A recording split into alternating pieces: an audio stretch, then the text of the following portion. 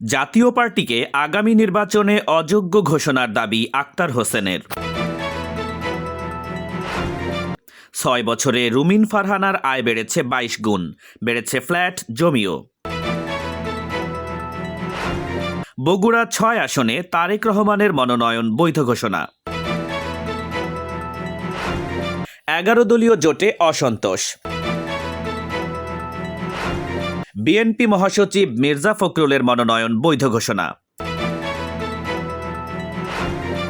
Jamaat NCP জোট, কার লাভ কার ক্ষতি?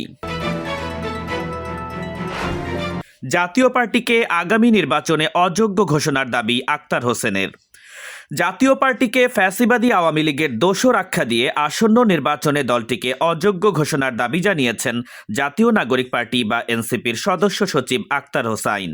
শুক্রবার সন্ধ্যায় রংপুরে মনোনয়নপত্র যাচাই বাছাইকালে রংপুর ৪ আসনে জাতীয় পার্টি প্রার্থী মাহবুবুর রহমানের মনোনয়ন বৈধ করার ঘটনায় এই তীব্র প্রতিবাদ জানিয়েছেন তিনি। আক্তার হোসেন অভিযোগ করেছেন, আইনের ফাঁকফোকর ব্যবহার করে ফ্যাসিবাদের দোসরদের পুনর্বাসনের চক্রান্ত চলছে। তিনি স্পষ্ট জানিয়েছেন, যারা জুলাই অভ্যুত্থানে ছাত্র জনতার ওপর গুলিবর্ষণে মদদ দিয়েছে তাদের রাজনৈতিক অংশগ্রহণ কোনোভাবেই বরদাস্ত করা হবে না। প্রয়োজনে এই বৈধতার বিরুদ্ধে আইনি লড়াইয়ে নামার ঘোষণা দিয়েছেন তিনি। তবে জাতীয় পার্টি প্রার্থী মাহবুবুর রহমান এসব অভিযোগ অস্বীকার করে বলেছেন, তার প্রার্থিতা নিয়ে রিটার্নিং কর্মকর্তা আইন মেনেই সুচিন্তিত মতামত দিয়েছেন।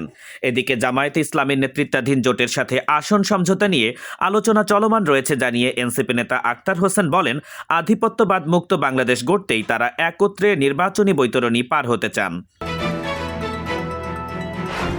৬ বছরে রুমিন ফারহানার আয় বেড়েছে ২২ গুণ, বেড়েছে ফ্ল্যাট জমিও।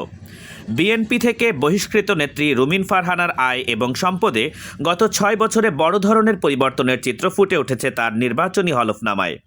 ২০২৫ সালের ত্রয়োদশ জাতীয় সংসদ নির্বাচনের হলফনামা অনুযায়ী ২০১৯ সালের তুলনায় তার বার্ষিক আয় বেড়েছে অন্তত ২২ গুণ। সে সময় সুপ্রিম কোর্টের এই আইনজীবীর বার্ষিক আয় ছিল ৪,৩৪,০০০ টাকা।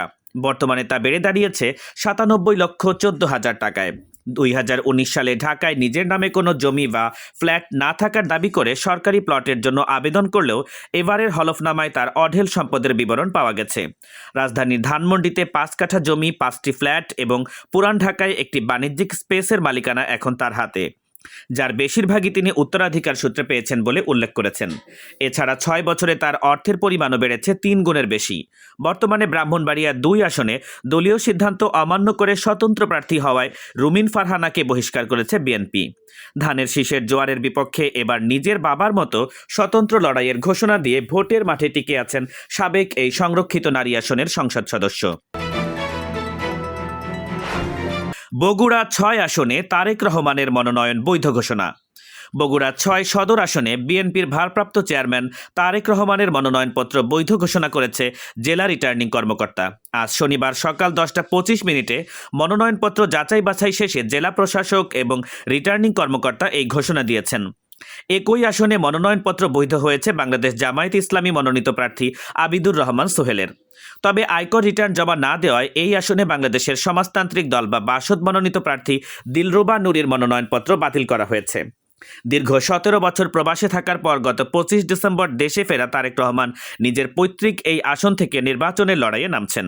তার মনোনয়নপত্র বৈধ হওয়ার খবরে বগুড়ার স্থানীয় নেতাকর্মীদের মধ্যে ব্যাপক উৎসাহ উদ্দীপনা লক্ষ্য করা গেছে।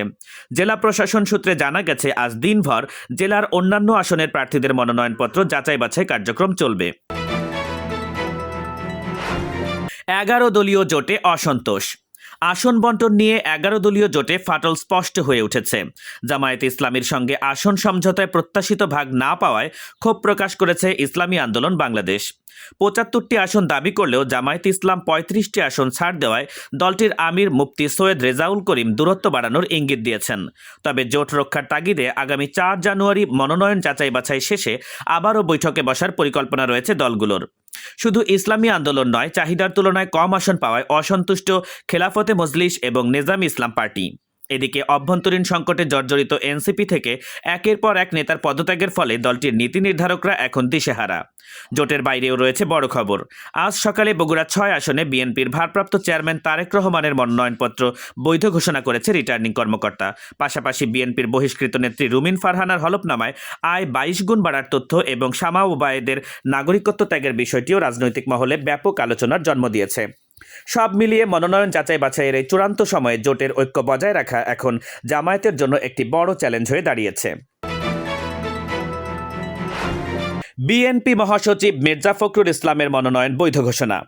ঠাকুরগাঁও ১ আসনে বিএনপি মহাসচিব মির্জা ফখরুল ইসলাম আলমগীরের মনোনয়নপত্র বৈধ ঘোষণা করেছেন জেলা রিটার্নিং কর্মকর্তা। আজ শনিবার সকালে মনোনয়নপত্র যাচাই বাছাই শেষে জেলা প্রশাসক এবং রিটার্নিং কর্মকর্তা ইসরাত ফারজান এই ঘোষণা দিয়েছেন। এর আগে গত ২৯ ডিসেম্বর রিকশায় চড়ে জেলা প্রশাসক কার্যালয়ে গিয়ে নিজের মনোনয়নপত্র জমা দিয়েছিলেন মির্জা ফখরুল ইসলাম আলমগীর।